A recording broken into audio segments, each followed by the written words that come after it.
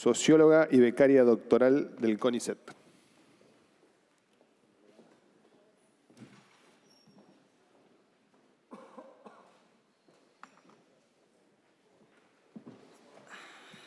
Bueno, buenas tardes. Muchas gracias por el espacio. Creo que ya todos sabemos que en los últimos 20 años en Argentina, pero sobre todo en los grandes centros urbanos, y es un poco lo que venían comentando las personas que me antecedieron, estamos atravesando un proceso de inquilinización, de modo similar a lo que sucede en otras ciudades del mundo. Cada vez más hogares se vuelcan al mercado de alquileres privados para conseguir una vivienda. Esto no es obvio, la idea de mercado de alquileres privados. Es un sentido común muy argentino, pero en otros lugares el mercado de alquiler está compuesto por un sector privado, un sector público, etc. Incluso hay cooperativas, organizaciones del tercer sector, sindicatos que tienen viviendas propias dispuestas en alquiler. Así que digo que el Estado, digamos, que el acceso a la vivienda, sea a través del mercado, ya sea de compra o de alquiler, es una decisión política. Es decir, que la política de vivienda sea un mercado es una decisión política, ¿no? Y de hecho es casi la única que se ha dado el Estado argentino, por lo menos en el último tiempo y a nivel masivo. Digo, la mayor parte de las personas que accedieron a la vivienda en la última década, en las últimas 2 décadas y probablemente en las últimas 10 décadas accedieron a través del mercado, en gran parte a través del mercado financiero también, ¿no? En materia de alquileres, esto quiere decir, además, que el Estado delega en la voluntad de privados una responsabilidad pública, a la vez que genera directa o indirectamente las condiciones para que la vivienda se concentre cada vez más. Entre 2003 y 2023, según los datos de la EPH, para los principales aglomerados urbanos, los inquilinos aumentan su participación en todos los grupos de edad, no solo entre los jóvenes, aunque afecta particularmente a los menores de 35. En Cava superan el 60% de los menores me refiero a la edad de la jefatura de hogar de los hogares, ¿no? Es decir, a los jefes y jefas. No quiere decir que en estos hogares hayan solo personas de 35 años. Pero también en Córdoba alcanza casi el 50%, en Mendoza son más del 40% y a los mayores de 50 años también están aumentando. De hecho, como comentaba Luna más temprano, hace 3 años venimos realizando una encuesta en el área metropolitana de Buenos Aires, calculamos un índice de vulnerabilidad, vemos que la vulnerabilidad aumenta en los grupos etarios más jóvenes, pero también en los más viejos. Porque obviamente si uno no tiene propiedad y a la vez cobra una jubilación mínima, o no mínima, pero una jubilación es insuficiente. Haciendo entrevistas, esto aparecía en las entrevistas. Hay gente que dice, no me jubilo porque si me jubilo no me alcanza para pagar el alquiler. Entonces digo, ayer charlábamos y decíamos también hay jubilados entre los inquilinos y eso también es preocupante. Y con esto quiero decir que el problema ya no es solo un problema intergeneracional, es decir, dónde van a vivir los que no puedan heredar, sino también intrageneracional. Los hogares inquilinos están trabajando más horas que los hogares propietarios para afrontar el costo del alquiler y esto tiene consecuencias en todas las esferas de la vida. Un poco también como comentaba Luna, pero también podemos pensar que las horas que se dedican al mercado de trabajo extradoméstico se sustraen del trabajo doméstico. Y eso tiene consecuencias en las tareas de reproducción y en el cuidado. La historia de crisis e inestabilidad política de nuestro país, por un lado, y la dolarización del mercado de compra-venta desde los 70, como mencionaba Maxi Vitar, han llevado a que la vivienda adquiera una centralidad como producto de inversión no financiera. Pero esa misma historia habilita a que unos concentren propiedad y devengan rentistas y otros se queden, digamos, no vamos a decir caen en el alquiler o se quedan en el alquiler, pero definitivamente no tienen otra alternativa que no sea alquilar y ese es el problema. Y que, digamos, que ante un contexto en el que una parte no tiene alternativa, no se puede garantizar condiciones mínimas.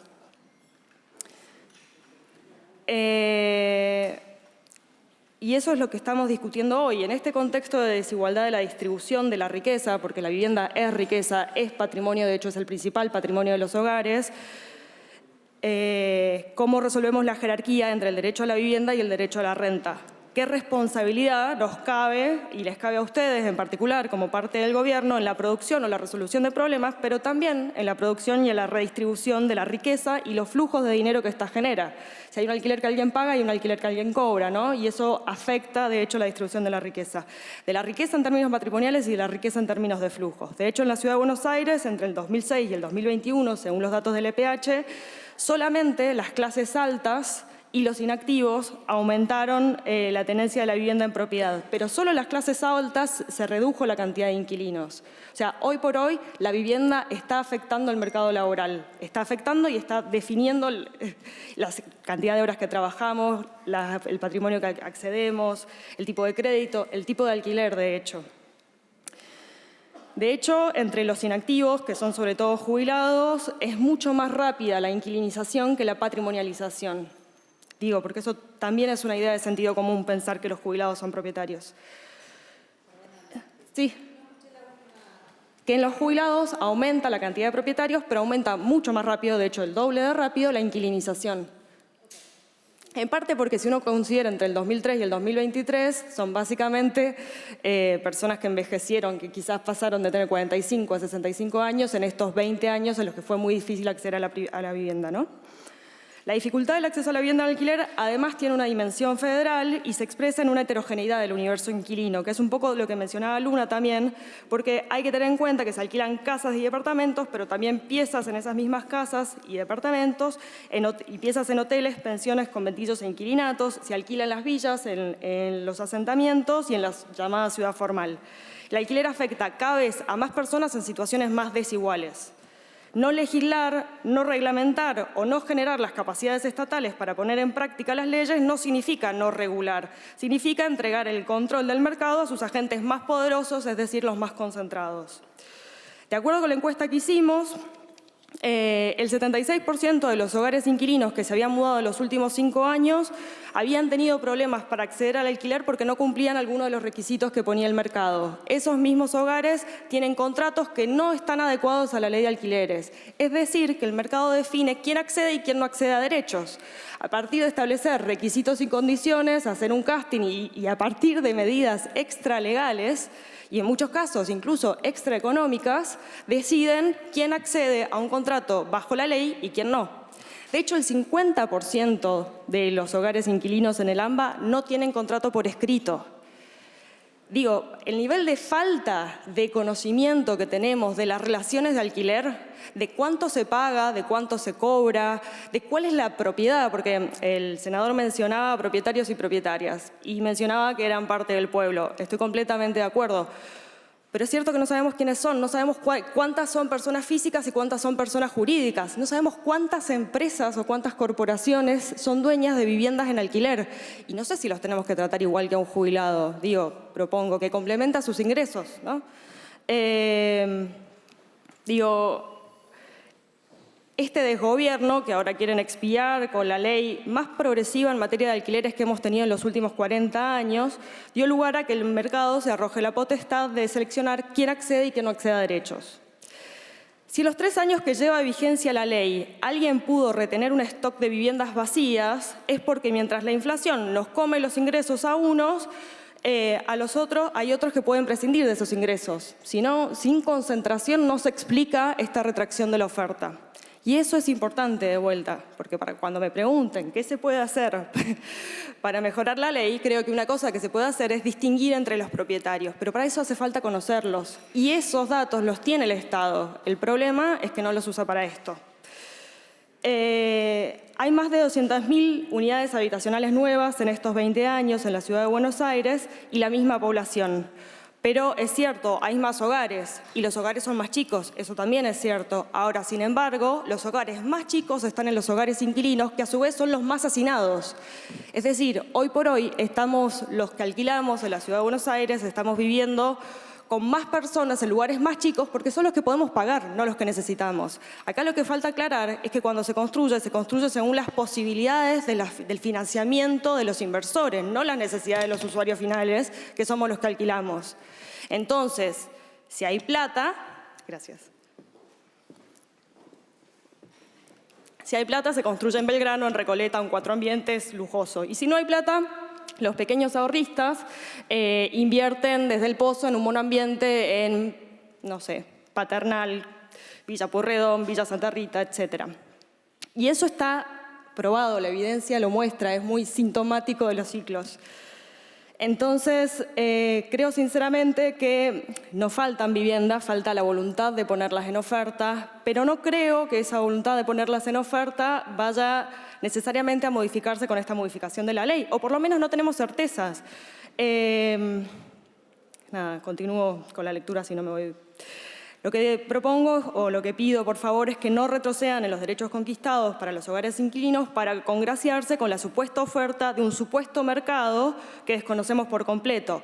En parte porque no existe ningún tipo de registro público y porque solo el 10% están registrados en la AFIP. Convengamos, ¿a quién le van a afectar el tipo de beneficios fiscales que, por ejemplo, se podrían dar a la oferta para que pongan las viviendas en alquiler si solo el 10% está registrado? O sea, sinceramente. Y además los que los tienen registrados claramente no tienen problemas para pagar, para pagar esos impuestos. O sea, de vuelta. Los únicos datos públicos que hay son sobre inquilinos y a través de encuestas de hogares. No son sobre inquilinos a partir de un registro administrativo como si los tenemos, por ejemplo, de los trabajadores a través de el CIPA o a través del Ministerio de Trabajo. Si alguien puede prometer que hechas estas reformas aumentará la oferta y ustedes convalidan eso, es decir, aprueban esta reforma, sepamos que están cediendo explícitamente a la extorsión de un segmento del mercado que pretende ocultarse atrás de un automatismo económico. Pero ¿qué garantías tenemos de que estas sean las últimas demandas de esa oferta que desconocemos? ¿Cómo sabemos que no vamos a estar discutiendo la ley de alquileres en 6 meses de vuelta? Como se discutió en diciembre de 2021, cuando el presidente de la Cámara de Diputados de ese momento dijo que la ley había que modificarla, como se discutió en marzo del 2022 en la Comisión de Diputados y que participamos también en ese debate, como se volvió a decir un día, nos despertamos y los diarios decían que habían suspendido la ley de alquileres en abril de este año. Y cada vez que pasó eso, los hogares inquilinos tuvimos más problemas para cerrar contratos, para mejorar precios, y los hogares propietarios también, porque hablan del mercado, pero no logran sostener una regla para hacer negocios. La regla era esta: contratos por 3 años, actualizaciones por 1 año. ¿Afecta la rentabilidad del alquiler?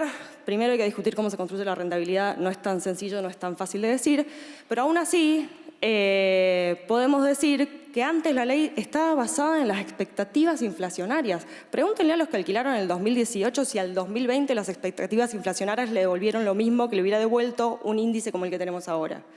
Las expectativas inflacionarias en este país suelen fallar y fallan, pero bueno, la intención de cobrar más es más fuerte.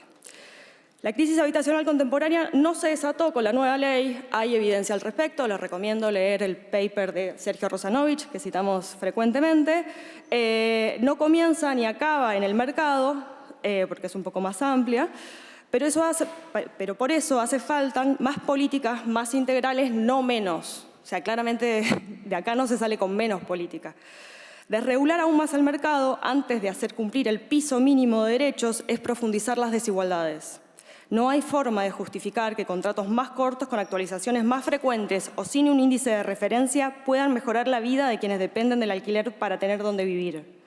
Estar discutiendo de vuelta esta ley pone en suspenso la firma de los contratos a la expectativa, una vez más, de que cambien las reglas de juego. En el medio hay millones de hogares inquilinos que no saben si van a tener casa en los próximos meses o a qué costo. Si quieren realmente mejorar la vida de los inquilinos, empiecen por exigir el cumplimiento de la ley, por instar a las agencias estatales a producir datos sobre la distribución de la propiedad y la oferta, por fomentar un registro no solo fiscal de los alquileres, por regular los precios iniciales, por diseñar estrategias a partir de ese piso de derechos que puedan ser sensibles a las diferentes situaciones de la oferta, pero también a las diferentes situaciones que enfrentan ciudades turísticas, estudiantiles o con dinámicas productivas específicas que afectan la disponibilidad de vivienda, como se está haciendo en otros países. ¿Quieren una propuesta superadora? Vean lo que está haciendo España. La ley de alquileres, la ley de vivienda de España del 2023 propone que una serie de cosas, propone mínimos para los contratos de alquiler, propone precios, propone índices para la actualización, pero también dice, y todo esto, si hay una zona de tensión, y una zona de tensión puede ser Tierra del Fuego, digamos, puede ser Ushuaia o Río Grande, puede ser algunas zonas de Capital Federal, pueden definir que esas reglas van a ser modificadas para atender a eso. Entonces, si un gran propietario se define con 10 viviendas, en esas zonas de tensión un gran propietario se define con 4 viviendas. Si los contratos y las actualizaciones tienen una lógica, en esas zonas tienen otra. Se puede hacer una ley federal con sensibilidad para esas diferentes situaciones, pero hace falta trabajar más, básicamente, y no regular menos, no ir para atrás. Bueno, eso es todo. Muchas gracias. Gracias, Florencia.